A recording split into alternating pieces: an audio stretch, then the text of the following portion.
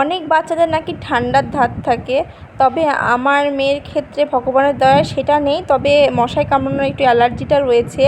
তাছাড়া 1 বছর বয়স পর্যন্ত ওর একটু পটিটা হতো বেশি, কিন্তু তারপরে ওর কোনো প্রবলেমই সেভাবে নেই। আমার মনে হয় আমি স্ট্রং বলে হয়তো আমার মেয়ে স্ট্রং হয়েছে। আমার প্রেগনেন্সি জার্নিটা আমি প্রচুর স্ট্রং ছিলাম। প্রায় 7 মাস পর্যন্ত আমি একাই সব কিছু করেছি। মানে আমি আমার হাজব্যান্ডের কাছে যেহেতু একা থাকতাম, যত কাজ থাকতো এবং বালতি বালতি জলও আমি বয়েছি সেই সময়। কাচাকুচি রান্নাবান্না সবই করতে হয়েছে। সবথেকে মজার বিষয়, ডাক্তার দেখাতেও একা পর্যন্ত গিয়েছি টোটোতে করে। এবার আমার বিয়ের কিছু মাসের মাথায় আমি কনসিভ করি।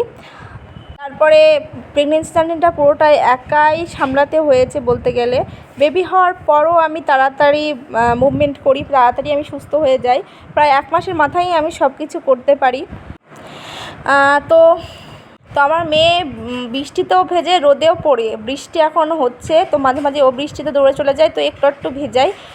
তো কারণ হচ্ছে সব কিছু অভ্যাস হওয়া ভালো। আর 3 তলার উপরে আমি যেখানে থাকি সেখানে পাশেই ছাদ, রোদ্রে তো সবসময় থাকছে। কালো হয়ে যাবে এটা আমি ভাবি না, কারণ হচ্ছে যার যেটা গায়ের কালার ভবিষ্যতে সেটাই ফিরে আসবে। ওর 2 বছর পার হয়ে গেল, আমার মনে পড়ে না যে আমি এমন কোনো দিন আছে ওকে চান না করিয়ে রেখেছি।